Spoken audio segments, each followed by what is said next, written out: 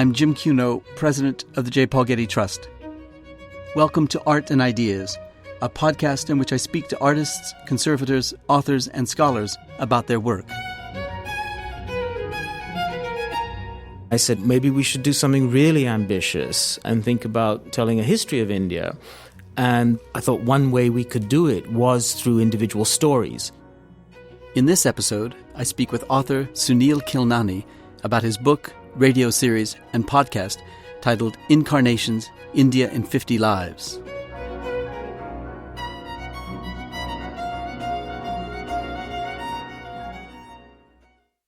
India's past is rife with great stories and myths, though it remains a curiously unpeopled history.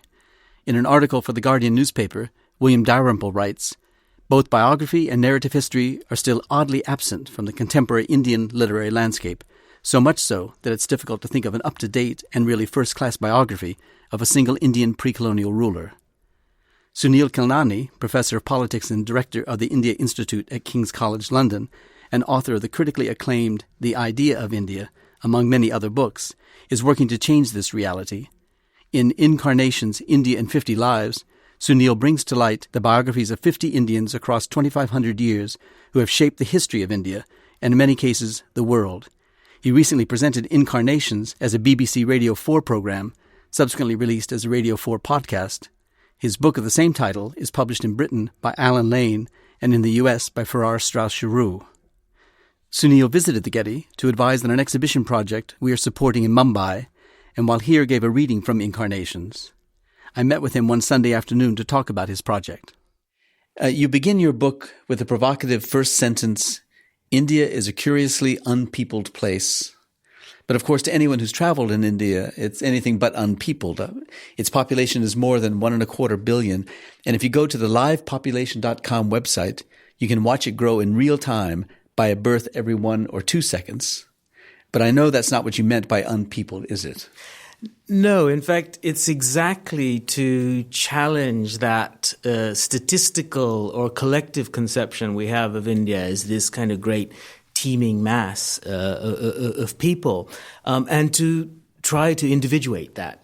And to individuate that through history, that I really set out to write this book and get engaged in this project. Because what I meant by that rather provocative sentence of India being an unpeopled place was that if we think about figures from Indian history, at best, you might be able to name 3 or 4, Mahatma Gandhi, maybe Ashoka, maybe the Emperor Akbar, but then the sort of recall tails off. And what I wanted to do was really say, look, across Indian history, there are these extraordinary individuals, and those are the people that I'm talking about in that phrase. To try and bring alive through individual stories the rather collective, monolithic view we have of India sometimes. Tell us how the book got started, because it's a radio series, a book, and now it's a podcast. Was it conceived as a radio series first and then it became a book? Was it conceived as a book and then it became a radio series? Were they conceived together?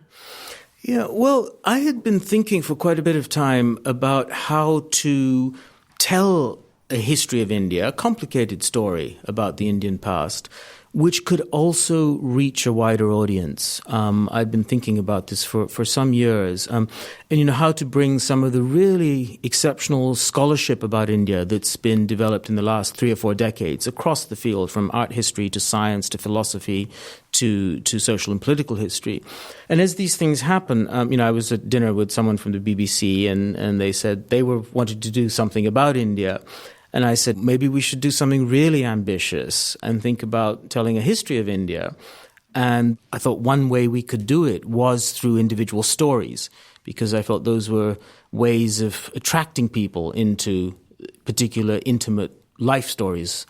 And the BBC was very responsive. So in a sense, it was conceived both as a writing project, a book, but then when the opportunity came to do it as a radio series and then the podcasts, I jumped at that because I thought, particularly for a younger audience, that was a medium that could be attractive to them. But I always thought that the radio and podcast series, I always hoped that they would be a kind of gateway drug to the book. So how did you choose your 50 lives? Let's get to the heart of the matter. Yeah. Well, I started, I guess, with over 100, and had to bring those down. I guess there were about, let's say, 4 criteria that helped me make the choices. One was that I wanted lives that would allow me to talk about what I saw as some of the central conflicts or contradictions in Indian history. So, for instance, the tensions between religions, the conflicts between castes and the whole question of caste, the question of regions and regionalism in India, how that all fitted together, and the rivalries and cooperation that could be found there, the issue of gender as a line of contest and conflict, and then what I see as attempts to express individuality in what could often be quite a stifling social context. So lives that allowed me to speak to those issues were one criteria of selection. The other, and this is really the sense of the title, Incarnations, was that they were lives that had afterlives. And what I mean by that is lives that are being used today for political struggles and political battles. So, for instance, the Buddha, whom I begin with, today is actually a very important leader for India's Dalits, or the former untouchables, as they were called. So these were lives that are being picked up and recycled today. The third was that they all had to be, as we say in India, expired. They were dead. They were no longer alive. So they're historical. And fourthly, they had to be lives where we had some documentation, some primary evidence of them having actually lived. So not mythic figures, not figures that were just surrounded in legend. Yeah. And so you start with the Buddha. I was surprised in a sense that, not that the Buddha was included, but that on the terms that you describe, that the Buddha would be included, because I didn't know that we had adequate documented evidence of his life and thought. I mean, we have his followers and the followers of his followers who write down stories about his life and about his enlightenment and about his thoughts that they cling to, and the images that we have of him, of course, are not, I assume, based on what he might have looked like. But what kind of evidence do we have of the Buddha's life? Yeah, no, that's a great question, and it is. That the first 2 or 3 lives in my book are the most tricky in that respect. I kept having to cut out phrases like, not very much is known about this episode or this life. And you're absolutely right that the first evidence we have of the Buddha postdates him by maybe 150, 200 years or so. Initially, we have actually images of the Buddha, and then later texts. We have images, symbols of his teachings, the Great Wheel, and so forth. But I think there is enough archaeological evidence. We don't know exactly where he was born, but we know roughly the area in the northern part of what might today be in Nepal, or on the border between Nepal and India. So we know that he was a historical figure, and there is traces of that. But you're right that the material on which we base our understanding of him came quite a while after. Now that is a constraint I had to just work with. But I think even historians of the period there's still archaeological digs trying to find out more evidence of where he might have been born, the palace that he lived in, and so forth. So there are traces. And I think that, for me, that was a good starting point for the first historical individual that we can identify in Indian history. Doesn't mean we know as much about him as we'd like to know, but he did exist. Yeah, and he certainly lives in the lives of those who are impressed by his teachings and who follow him. And you begin in the book by telling us about this Buddhist temple that recently is built in the Mumbai slum, and what it means to a young boy named Siddhartha, who has the name of the Buddha. And tell us about the Buddha and why this young Dalit boy, or an untouchable, would share his name, and how important that is. Absolutely. I mean, that's what I find so striking, that, we tend to think of the Buddha as this rather abstract, sort of spiritual teacher, someone who's about transcending the world and its troubles. But really, if you look at India in the 20th century, I mean, the Buddha comes back in about the middle of the 20th century. He's rediscovered by a man called Ambedkar, Dr. Ambedkar, who was one of the writers of the Indian Constitution. And Ambedkar was born an untouchable and all his life struggled to break down the caste system. At the very end of his life, after he'd rewritten the Indian Constitution and so forth, he still felt so frustrated by the grip of the caste system that he converted to Buddhism. And through that, he's made the Buddha and the Buddha's teachings of equality really central to India's Dalits, the former untouchables. So I open the book not in a kind of ancient Buddhist temple, but in a very contemporary, small, one-room temple that's been constructed in a slum in Mumbai by Dalits coming together to put their money to build this room. And for them, for the Dalits, Buddha is a message of emancipation, a figure of emancipation for breaking down the caste system. And I find that a very powerful, moving, if you like, appropriation of this spiritual life into a political context. And actually, then once you start to look at the life of the Buddha, you realize that even he had a political message in his time. He was a critic of the caste system.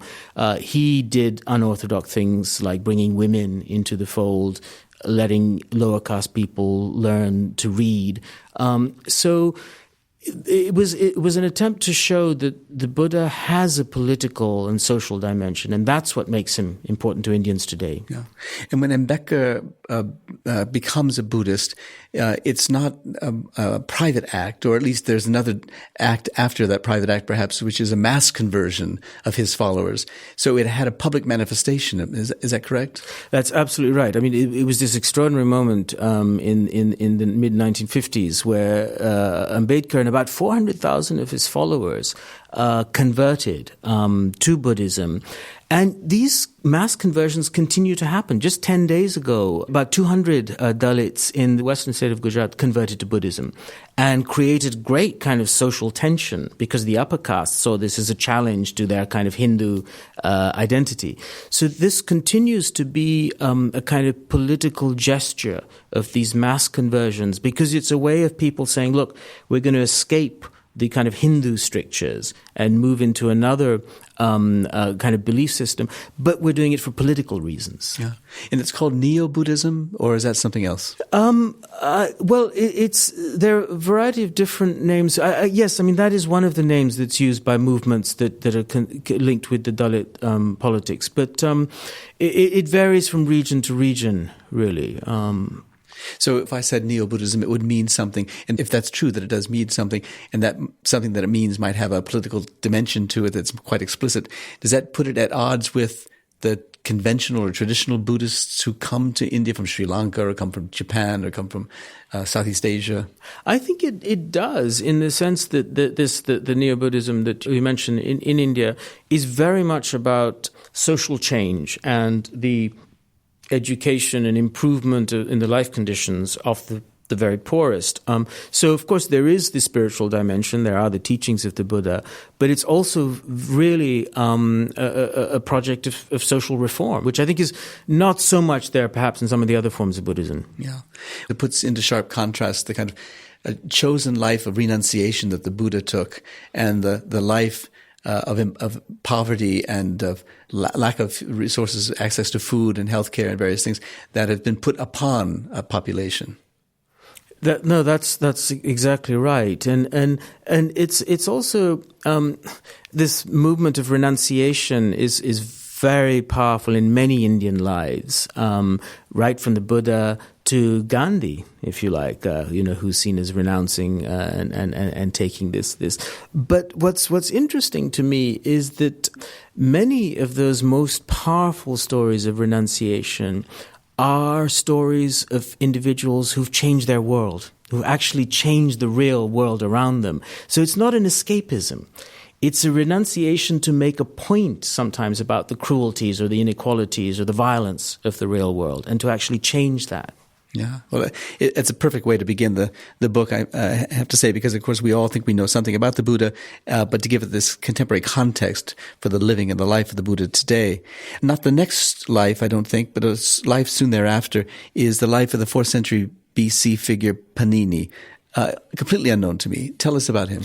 Yeah, well, he's a great figure, and of course, if you Google his name, I mean, you'll get Italian sandwich recipes. I mean, that's about as well known as he is.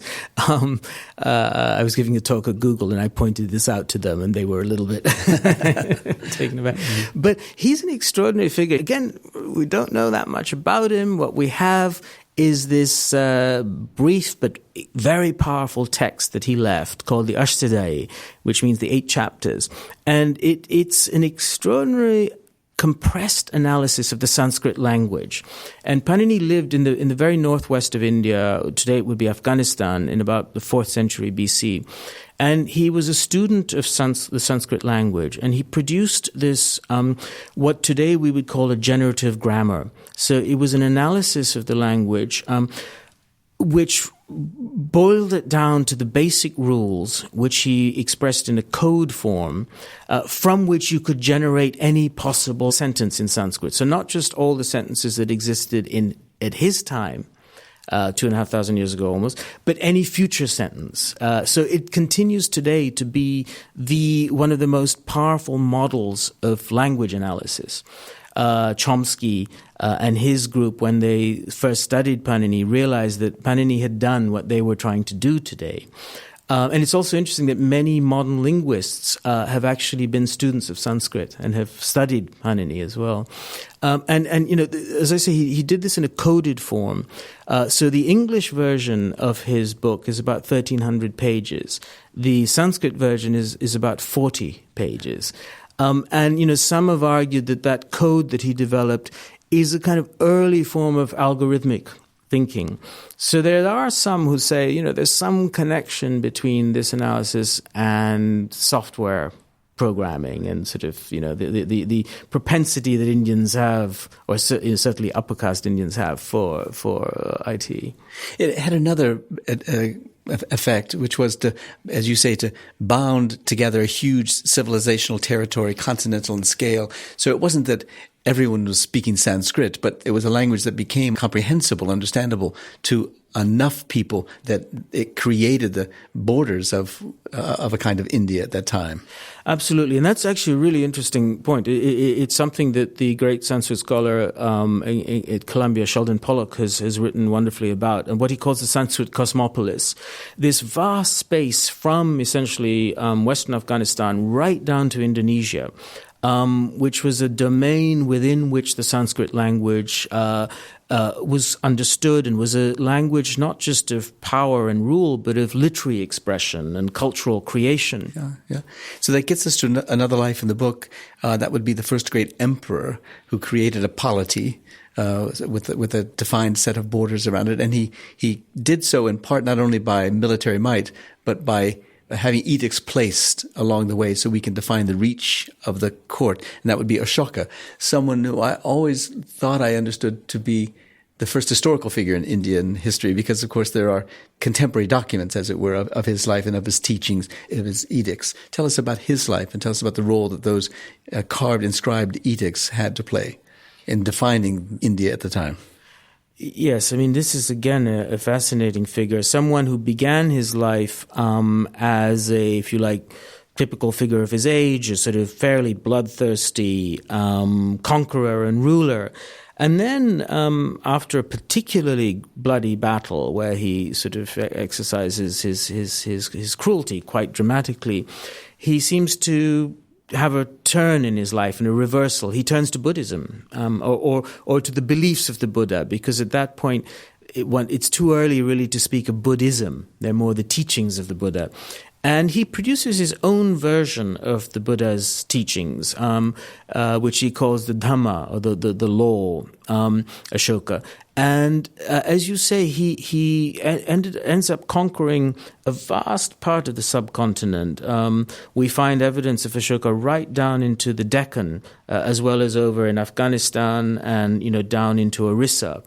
So it's the largest empire before the Mughals and the British in India, and it's an empire that is defined, as you suggest, by these remarkable rock edicts that he puts that really mark the domain of the empire, but also are put within the empire. And in these edicts, there are about 24 or more of them, around 30 or so.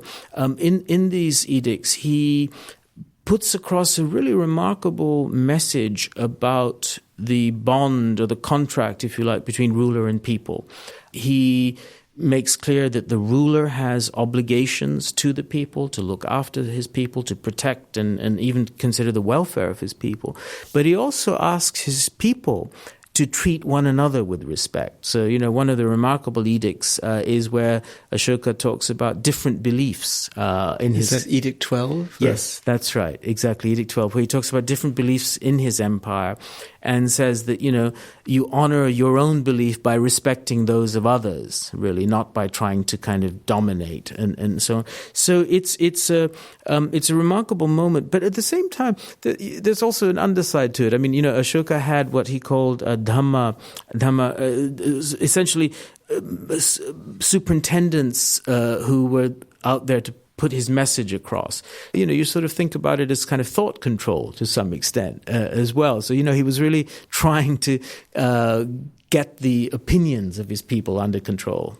And the edicts themselves were not, as it were, decoded in modern times until the late 18th or early 19th century or so. So when did we lose access to the language with which they were inscribed? That's a really interesting question. I mean, Ashoka comes at the end of a dynasty that ruled in India, and he after him that dynasty and empire completely sort of dissolves, and he is forgotten. The language in which the edicts and this are written, the script in which they're written, is forgotten for essentially, as you suggest, about 2,000 years. They're then rediscovered by the British, beginning in the late 18th century and then the early 19th century. And then people like William Jones and later James Prinsep start to work on decrypting the edicts. So they come back into consciousness, historical consciousness, in the 19th century. And then they become very important for Indian nationalists. And the chapter on Ashoka, by showing how Nehru and others found in Ashoka a kind of early sort of premonition of modern India. Here was an India that was tolerant, that was peaceful, and that had a state that cared about its people. And that took as its principal images from the Ashokan columns, in which they'd had the four lions, but also the Buddhist wheel. So one thinks of it somewhat as an irony that there would be as the symbols of what has to be a political realm reinforced by military might, something that derives from the Buddha and derives from this great conversion that we think Ashoka had to Buddhism, to a kind of peaceful understanding of coexistence in the world. Do you see irony in the adoption of those images from Buddhism to the coinage, to the flag of India and so forth? There is an irony, but there's also a kind of logic to it, which is that, the India that gets created through the independence movement of the 20th century, led by Gandhi and then Nehru, is one that thinks of itself as a nation state, but a very different kind of nation state. It thinks of itself as being one that recognizes great internal diversity, that recognizes the values of tolerance and peace and so forth. So, in a sense, I think Ashoka offered this very nice conjunction of empire and peaceableness. So it was very convenient. But you're absolutely right. I mean, once you start to probe that a bit, there is an irony in it. But of course, the founders of India didn't want to really probe that too much. They wanted the nice version of that story. At a time in which Hindu and Muslim were breaking apart, separating from each other, the sense of there being a third way, as it were, a kind of that might be informed by a historical figure of great political and military importance, as well as a great figure of religious importance. That's right, and I think in that sense, the Buddha and the Buddhist imagery, as you suggest, offered a kind of neutral stance in relationship to Hindu and Muslim resonances. Yeah. So I wait until now to bring into our conversation a poet Basava, 12th century poet and a religious guru, with lines that he wrote to the god Shiva. I wonder if you would read a couple of those first from your book, so we get a sense of the sound and rhythms of the translated texts of Basava, and why it was that you waited until the 12th century to give us a poet. Right. Well, I'll read these verses, which have been translated by the great critic and poet himself, A.K. Ramanujan. And this is Basava in Ramanujan's translation. Make of my body the beam of a lute, of my head the sounding gourd, of my nerves the strings, of my fingers the plucking rods. Clutch me close and play your 32 songs, O Lord of the meeting rivers. It's so beautiful and so evocative of the landscape and the setting and the sounds. You say that he became a leader of the Vachana movement? Yes. One of the interesting things that I found in working on this book is that so much of the important lines of criticism of society and politics happen in the form of poetry in India, in the form of verse, and not in what we would strictly define as the political realm. And Basava, I think, is a perfect example of this. So someone who was a very fine wordsmith and poet, but who was also a very sharp social critic of the caste order.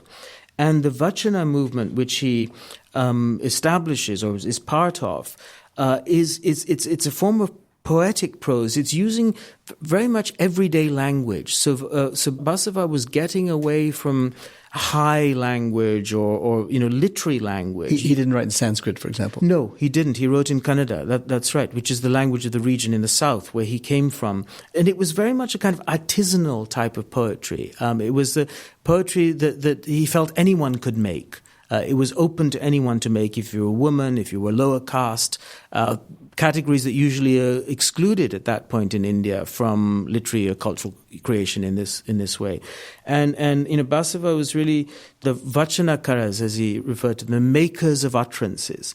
It's this very, it's not a kind of glorified image of the poet. It's this everyday artisanal quality. We can all be makers of these utterances. Was it an oral tradition or was it written down by others? Did he write them down? It was very much an oral tradition, written down later, as with many of these things, but passed down orally. He has this wonderful phrase where he says, Basava writes, and these are his words, if one speaks, it should be like the dagger of crystal. So this sense that every word had to be effective and chosen and somehow piercing. Mm-hmm. You say that he was had a relationship with the Bhakti movement. Tell us about that relationship and tell us about the movement itself. Bhakti is a word that initially means really just to share, and it's a tradition of poetry, often bringing together people from the lower castes or marginal to the society to collectively worship, and very much getting away from worship directed by Brahmin priests, by the upper castes, saying that one can, as an individual or as a collective group, have a direct relationship with God, not mediated by the priest. So it was a kind of challenge to the hierarchical ritual order in India. It's a kind of movement that has many different strands, but all of them are about this direct personal relationship with God, where you can, by offering a flower or a verse or whatever small token you have, be in touch with the divine and have the grace of the divine. Yeah. So we call him a poet. Was there such a thing as a poet at the time? Would he be recognized as someone distinct from a myth maker or an interpreter of earlier myths of things. How did he make a living? How did he share his poetry with others? Were they written down? Well, it's interesting. Actually, Basava, like some other great poets, did have a daytime job. So he was effectively he was trained as an accountant. Really, he had to make like living. Wallace Stevens, maybe. Exactly, or Philip Larkin, the librarian, or Eliot, the bank clerk. So he did have to get his meals together. But it's interesting, this question of, whether he was thought of distinctively as a poet. Probably not. I think he was thought of as a guru kind of figure, a leader, a religious leader, who expressed his teachings in these very pithy, powerful verses. And in the end, he's involved in a tragic situation where his radicalism really leads to his own personal undoing, because he sanctions an intercaste marriage between an outcast boy and a Brahmin girl, really breaking a taboo, and the king is outraged by this. A riot occurs. Basava is expelled from the city, and then he dies. So actually, he suffered the consequences of his politics as well. Well, could you read one last poem, the one that you end his life with? Right. So this is again is in the translation of A.K. Ramanujan, and it goes like this: "The rich will make temples for Shiva. What shall I, a poor man, do? My legs are pillars, the body the shrine, the head a cupola of gold. Listen, O Lord of the meeting rivers, things standing shall fall, but the moving ever shall stay." That's beautiful. Thank you. So if we waited this long to get a poet among your lives, we come upon the first woman, Mirabai, who's also described by you as a mystic poet, and she's also called Mira. She lived in the first half of the 16th century. Why did it take so long to get a woman into the mix? Okay, so this is one of the big issues that I faced in producing my list of 50. And it's very hard to find records, primary records, archival documents about the lives of individual women. If you go back beyond, say, 200, 250 years in Indian history, Mirabai was the first figure whom I felt I could produce some kind of a historical account of. But having said that, I was very clear that I was not only going to talk about women and issues relevant to women in the essays or episodes on women.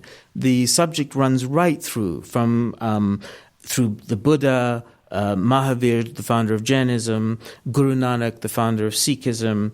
The question of the position of women runs through many essays in the book. So that's one way in which I try to address the paucity of individual women in the book. But you're right. One has to wait till the end of the 15th century, and it is a long wait. But Mirabai is this figure who again is a real rebel in the social order of her time. She's born into the very rigid Rajput world of Western India, of Rajasthan. She leaves her husband. She challenges the sort of very strong patriarchal structure. And she takes to the road and becomes a sort of songstress and poet of the lower castes and the marginal. And her songs are to this day sung. I was in Calcutta, where there are many temples to the goddess Kali, and a group of women and men had come from Rajasthan to pray as pilgrims to those temples. And they were singing the songs of Mira, late in the evening on the banks of the river. And it was astonishingly moving to hear Mira's words being sung by this group of older Rajasthani women in Calcutta who traveled, all these miles. You call them songs. Was there music composed for them, or was it just the rhythms of the language itself that gave them the songs? Well, as far as we know, with Mirabai, she was actually a composer of songs, and there was music. The way in which she's described is that she sang. She used what we would think of as castanets, as kind of rhythm instruments. Yes, so I think we can consider them to be actual songs. And of course, today also they are sung in Bollywood films. Oh, is that right? Yeah. So she would have been at a time when the Mughals were establishing themselves, right? And the first great Mughal emperor, not the first great Mughal, but the one that has such a commanding place in the history of the Mughals for most of us is Akbar, the great Mughal emperor of the second half of the 16th century. Tell us about his extraordinary life, the culture of his court at Fatehpur Sikri, just outside of Agra, and why he is so admired among all the Mughal emperors today. Yeah, I mean, Akbar is really the great figure of the Mughal dynasty. He is the one who establishes the wealth and material foundations which then allow his descendants, Jahangir and Shah Jahan, to produce these extraordinary works of artistic patronage, whether it's the Taj Mahal or the miniature Mughal albums and the jewelry and so forth. But Akbar was really a brilliant military strategist. He was the one who established the extent of the Mughal Empire through conquest in the west and the south and the east. He had a grasp of human psychology and the nature of belief, I think, which was very important to the way the Mughals established themselves, which is to say, he realized that his empire extended over a broad range of belief systems. Hinduism, but varieties of Hinduism. And he was not in a position to convert his subjects to Islam. So he would have to govern in a way that acknowledged these different belief systems. He also realized that if the empire was to sustain itself, it would have to have the collaboration of those whom he ruled over. So he inducted Hindu and other military leaders into his armies. He also integrated them by marriage. He himself, too. He himself, absolutely. He himself married a Rajput princess. So these established the kind of the sinews of the empire that then continued. He is, as you say, he's seen also as this great figure of religious tolerance. Now, I wanted slightly to question that in the essay in the following way, that while I do think he didn't try to impose his belief, and he was very interested in other belief forms, and in this great city that he builds near Agra called Fatehpur Sikri, he abandoned it at a certain point. It's not exactly clear why, but I venture a guess, and it's usually said he abandoned it because of lack of water and so on. But I think he abandoned it because there were changes in his own religious belief, and it no longer. He'd originally built it to mark the site of the place where his spiritual master taught and then died. But later in life, he broke away from that teaching, and so I think it ceased to have so much value to him. But Fatehpur Sikri is this extraordinary place. I describe it as. I write, walking through this now desolate cityscape in the dry heat, you might feel at certain turns as if you were in one of M.C. Escher's drawings, reworked with the stark surrealism of Giorgio de Chirico. But it is like touring his mind, because it's this very syncretic, light, but very impressive complex. And in one of the buildings in Fatehpur Sikri is this room where he gathered scholars from different religious traditions to debate with one another. And he would, in a sense, adjudicate over which arguments were more powerful or better. And the context for this, though, I think was a very specific one. Akbar lived at a time of the first Islamic millennium.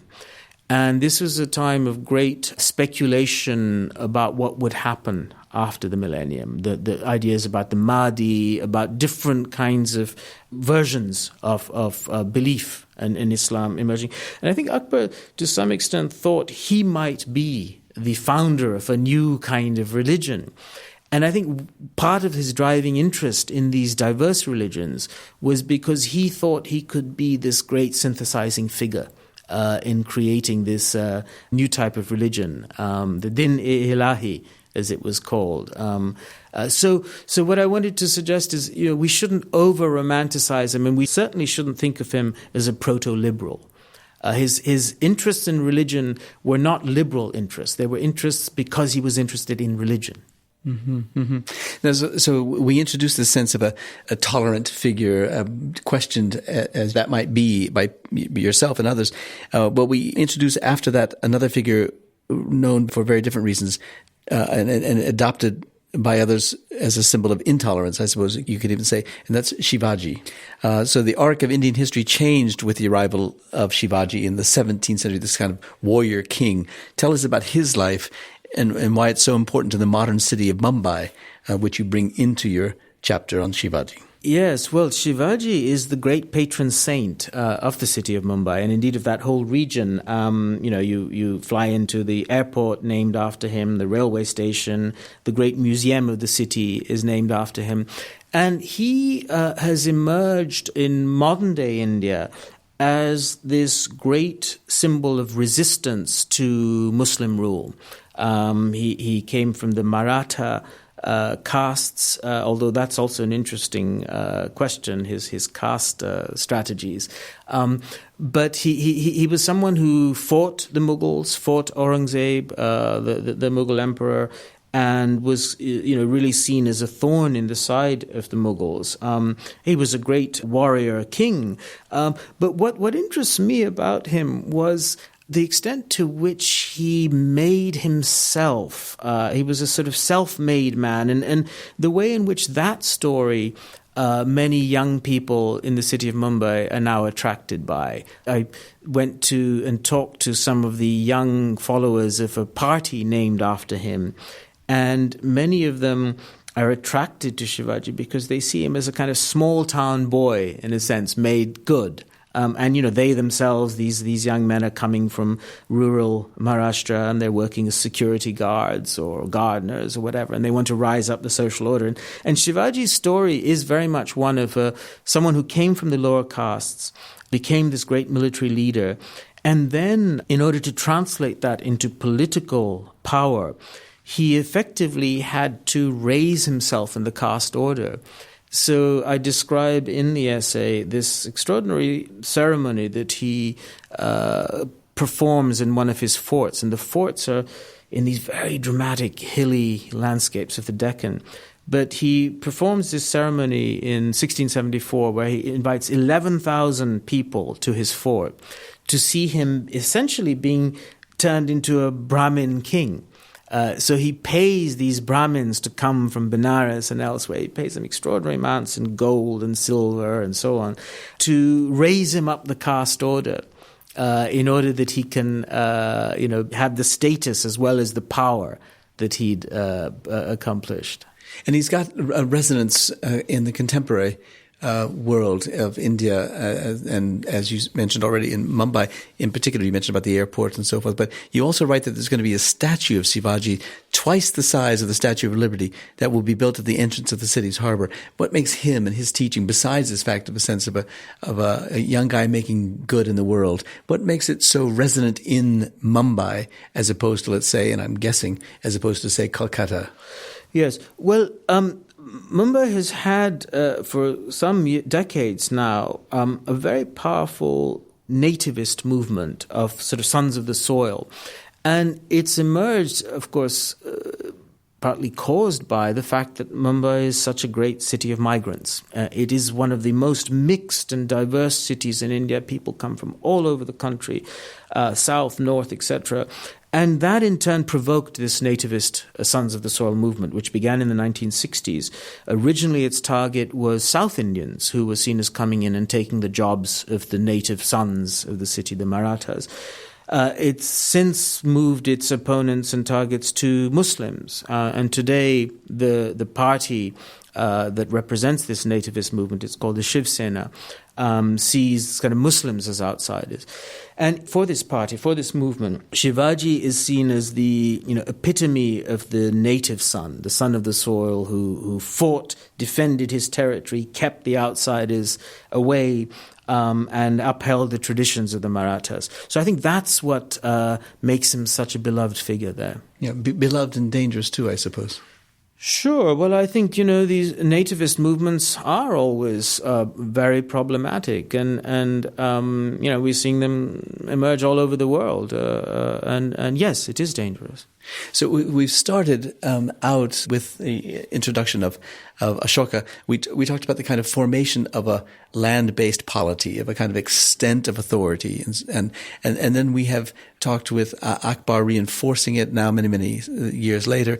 Then we're seeing a sense of ethnic fragmentation of that polity in the 17th century with Shivaji, but recently also, as you say, continuing that dynamic within India of a kind of formation of a state and a sense of nationhood and the constant threats to the integrity of that state. And the kind of regionalism that you've talked about too with regard to various poets and things having local authorities or local reputations. How much is that part of the Indian story itself, that sense of contest between the local and the national? Well, I think you touch on something really central to the movement of Indian history, that, if you like, sort of dialectic or tense relationship between central power and regional identities and regional rivals to that power. And it's really, in a sense, also the central dynamic of 20th century Indian history, which leads to the partition of India, which precisely in many ways was a contest between the central power and regional claimants to power, and who should decide about the decisions to do with different religious groups and so forth. So I think the dynamic you talk about between center and region is one of the central structuring ones of Indian history, and it's never resolved. And even today, you see a pendulum swinging between New Delhi and the regional governments. India is a federal system, 28 states, 29 states now, and it's a very complex union, and it's constantly in contest. And it can't be resolved. I mean, I think it's in the nature of it. And then you introduce a figure at this point into the book, and that's Tagore, who has a reputation that becomes an international reputation. He becomes a great figure, not only as a kind of cultural leader of an increasingly discussed independent nation of India, but also beyond the nation to a large cosmopolitan view of the world, of a kind of transnational view of the world. And the contest then between now not just the regional and the national, but between the national and the international. Absolutely. I think that's one of Tagore's very distinctive aspects, that he is a figure of Indian national rediscovery, if you like, but at the same time, he's a deep critic of nationalism. One of his most powerful pieces of speaking and writing were lectures on nationalism that he delivered in 1915-16 in China and Japan, America, and in India, in which he critiqued nationalism as a sort of parochial form of violence that necessarily led to militarization and so forth. At the same time, he was a great patriot. He was a great patriot of his own language and culture, Bengal, but also of India, but always interested in the rest of the world. He established a university where he brought teachers from China and Europe and so forth. He was involved in bringing the Bauhaus to Calcutta in 1922. So he was very interested in the world. And in my book, I talk particularly about his interest in expanding individual freedom, because he always thought nationalism, at the end of the day, trapped individuals. It forced individuals to subordinate themselves to the collective, to some figment of the nation.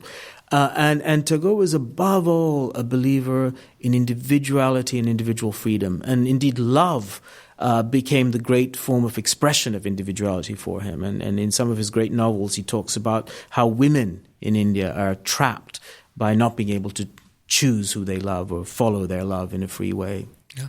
He becomes such an international figure that he is the first Asian Nobel laureate.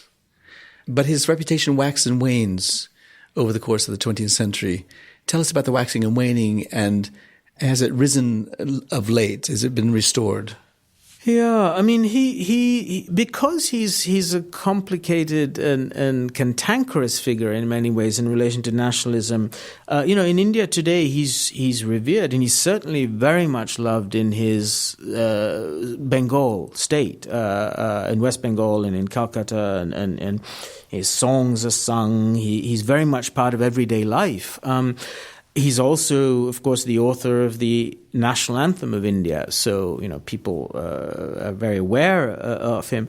But I would say that the message that Tagore taught, which is, the parochialism of nationalism, the need to allow people to love and express themselves freely, those are not messages that are fully accepted in India today. So like many of the people I write about, while they're adulated in some way, their message has been turned around or compromised for present-day consumption. So we get to the point of independence, and so you have the great fathers of independence in the book. You've got Bose and Gandhi and Jinnah and Ambedkar, but you don't have Nehru. And so tell us why not Nehru, and tell us how many emails and letters have you received for having not included Nehru in the book? Yeah, yes. This is a charge and a question I'm constantly having thrown at me. I say in the beginning of the book that I think Nehru would have been gracious enough to give his place to some other figure who gets to get in the book, because he's not in it. Nehru runs through the book. He's like Hitchcock in his films. He appears in a number of the essays. So right from the essay on Ashoka to Sheikh Abdullah or Krishna Menon or Indira Gandhi, or in many of the essays, Nehru figures. And I've been working on Nehru in another context, and at some point I'll write something about him. And I just felt that I could address some of the issues that Nehru was concerned about diversity, about the kind of nature of power in the state and so forth, through other figures. So I decided not to include Nehru. Yeah. So we've made our way through some 2,000 and more years of Indian history. I'm painfully aware of just how much we've left out, but I'm also painfully aware of how the clock is ticking on this podcast. So I want to skip rapidly ahead, and I want to concentrate on two other lives, and those are the lives of artists. And the first is Satyajit Ray, the filmmaker, and then M.F. Hussain, the painter. Tell us about Ray's life first, and tell us, I think I'm right in saying that he went to Tagore's school outside of Calcutta. So a link to Tagore. Yes, very much. I mean, I think Satyajit Ray is very much a product of that same Bengal tradition which Tagore helped to create, which is to say very rooted in Bengal, in the language and landscape and environment of Bengal, but also very cosmopolitan. So, Ray was as much a follower of French and American cinema from his early 20s as he was kind of knowledgeable about his own Bengali culture. He went, as you say, to the university Tagore set up, Shantiniketan, and then became obsessed with film, with Western film. How did he see the films? Well, Western films in particular. There was something called the film societies sort of culture in Calcutta, and he was responsible with others for setting up the film society there, the Calcutta Film Society. And they used to, with great complication, get these reels of film, Frank Capra, John Ford films, etc., which they would have to kind of negotiate with the American consul or embassy and so on, and get these reels.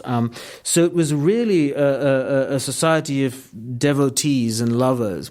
And then he got a chance. He was sent to London on a work assignment in the early 50s, I believe it was. And that's when he got great exposure to more Western film. And then coming back to India, by coincidence, the French director Jean Renoir came to make a film. and came to India to make a film. That's right, called The River. And Ray befriended Renoir, and that became a sort of very impactful connection for Ray. And he started making his own films really on no budget at all. He had no money. Again, it was an entire labor of love. He made this first trilogy of films, which became known as the Apu films, Apu Sansar, which became a huge success in the West. But this was the thing that Ray, for much of his life, was much better known in the West than he was in India, and I think this frustrated him. But now I think a younger generation of filmmakers are really starting to see Ray as a great figure in the Indian tradition. What is his legacy today in India? I think he's really being recognized today as one of the major figures. Younger directors in India have learned a lot from him. The Bengali director Rituparna Ghosh was one of the people who followed in his wake. And I think now my sense is that he's coming into his own, or will come into his own in years ahead. When people will really see just how revolutionary and challenging he was as a filmmaker. Now, we have to come to an end, but I'm afraid, sadly enough, certainly for me, but I want to make certain that we have in this podcast the life of M.F. Hussain. He lived a long life. He's a great painter. He lived some 94 years. He was 30 years old when India became independent, and in that very year, he and 3 other artists formed the Bombay Progressive Artists Group. What were his cultural and political views in the run-up to independence? And then, of course, as a Muslim, how did he respond to partition? Hussain is one of the towering figures of contemporary art in India, and it's interesting because I think he often was put in positions where he was asked to talk about politics and about his religious views and so on, but he was never very comfortable doing that. He kind of avoided or didn't want to go into these issues too deeply. And actually, it's interesting. I talked to one of his contemporaries, Christian Khanna, who was another painter of the time, and was asking about what was the political climate in the 1940s, at the run-up to partition and after. And his sense was that as artists, Hussain and others were not, oddly enough, not that concerned about the politics, and they sort of somehow wanted to keep away from it and out of it. And Hussain himself, was always quite discreet about his own religious beliefs, and I mean, he was a believer. He did pray and so forth, but he never made a big thing of it. Yeah, in the 1960s, therefore, a decade more and more after partition, he has an international reputation. And then by 1971, he's invited to exhibit in Sao Paulo alongside Picasso. A couple of questions. How did the world come to know of his work such that he could be invited to Sao Paulo to exhibit alongside Picasso? And how was it that he, other than through illustrations in magazines, did he come to know the work of artists such as Picasso? Did he travel to Paris? He, unlike some of the other Indian painters who of his group who actually left for the West, Souza, who goes to London, Raza, who goes to Paris, Hussain was very much located in the city of Bombay. I mean, he traveled through India, but Bombay was very much his kind of home. He started out as a painter of cinema billboards there, and I think he really thrived in the bustle and street life of the city. So he wasn't, he traveled internationally later, and of course he ended his life in exile. But he was also, I think, a great self-publicist. So that's, in a sense, what got him so known internationally. He turned up at the right places. He knew the right people. He cultivated the right friendships and patrons. So, his own son spoke of how he loved the media glare. So Hussain liked that. And that, I think, helped to get him an international reputation. But he was not that concerned with being part of a kind of global artistic elite. He was very much rooted in his city. He was interested in what was happening, but in painting around the world. But I think he followed it probably through magazines and images and so forth. Yeah. Well, that personality that he has, that outsized personality that he had, his affection for or attraction to press coverage got him some trouble. In 1996, when a group of Hindu nationalists attacked his paintings, and they were objecting to their nudity, that is, to his being a Muslim painting these Hindu goddesses in the nude, and he was even taken to court, I think, and his case got as high as a Delhi High Court, and there were calls for his life and dismemberment, even the cutting off of his hands. And there were prices, there's value attached, monetary value attached to those pieces of his body. What was that like? Was that as threatening as it sounds to him? And did it send the art world into convulsions at the time? Yeah, well, I think the last years of Hussein's life are one of the great kind of tragic and worse testaments to some of the challenges to cultural expression in India. Just as he didn't really address partition directly, one reason why he felt that he could paint Hindu goddesses and use Hindu imagery was because Hussein, in that sense, was really a secular figure. I mean, he really believed in the secular project of post-independence India, and he believed that any citizen could draw upon the culture and civilization of India to make art, to express themselves, that it didn't belong to any one group. I think he genuinely was part of that generation. So, when he painted Hindu goddesses, he thought that was just a natural thing for an artist to do. It wasn't. I don't think he saw it as a political challenge or provocation. But of course, he was doing this, as you say, at a time from the mid-90s onwards when there was a rise of Hindu nationalism.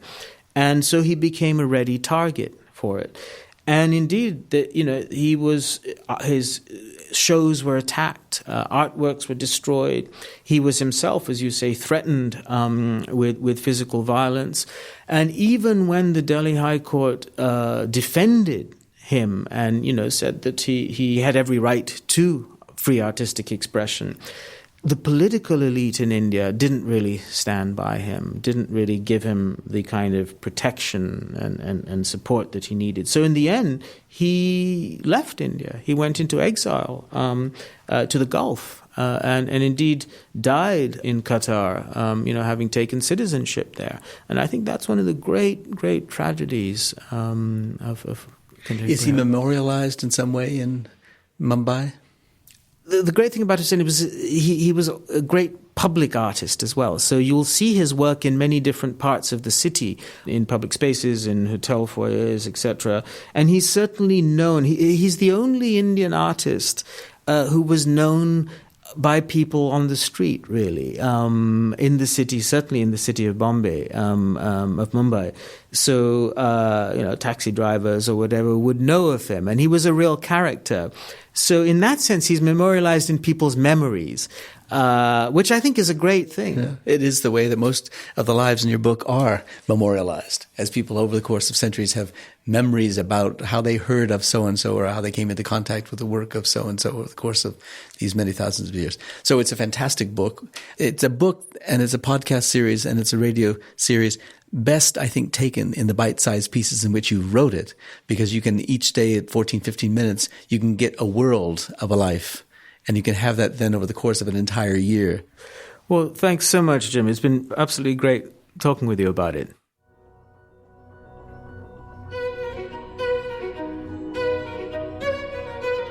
Our theme music comes from the Dharma at Big Sur, composed by John Adams for the opening of the Walt Disney Concert Hall in Los Angeles in 2003. It is licensed with permission from Hendon Music. Look for new episodes of Art and Ideas every other Wednesday. Subscribe on iTunes, Google Play, and SoundCloud, or visit getty.edu/podcasts for more resources. Thanks for listening.